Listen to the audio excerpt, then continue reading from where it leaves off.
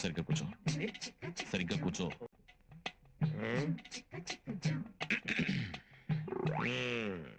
పెళ్లి కూతుర్ని పిలివా? పిలిపించమంటాడు బాబా, అందుకే వచ్చింది. పిలిపించు. అమ్మాయిని ఒకసారి పిలిపించండి. కూర్చోండి, పిల్ల తండ్రి నేను ఉన్నానుగా, పిలుస్తాను.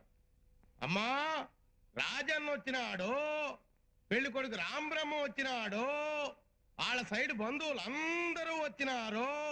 ఒక్కసారి వచ్చి పోమ్మా మెరుపుతీగా.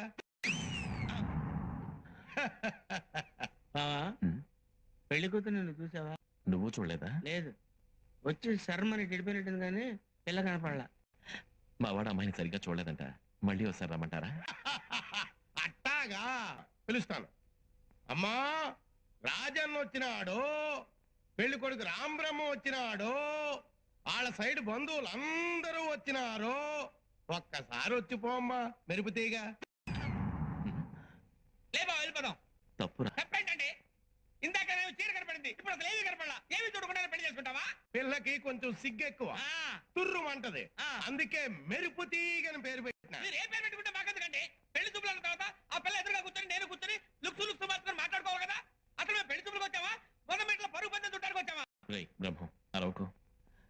ఒక్కసారి అమ్మాయిని నిదానంగా రమ్మనండి. ధాన్యం భాగ్యం. అట్టాగే. అమ్మా, మెరుపుతీగ, రాజన్న వచ్చినాడు, పెళ్లి కొడుకు రాంబ్రహ్మ వచ్చినాడు, వాళ్ళ సైడ్ బంధువులు రాంబ్రహ్మ వచ్చినాడు, పెళ్లి కొడుకు చచ్చినాడు, బంధువులంతా చచ్చినారు అని ఓ దీర్ఘాలు తీసి ప్రాణాలు తోడేస్తావు కదా. ఆ పెళ్లి కూతురి ఒకసారి చూపిస్తావు. అట్టాగా. అట్టాగే. కాఫీ తీసుకురా అమ్మా మెరుపుతీగ.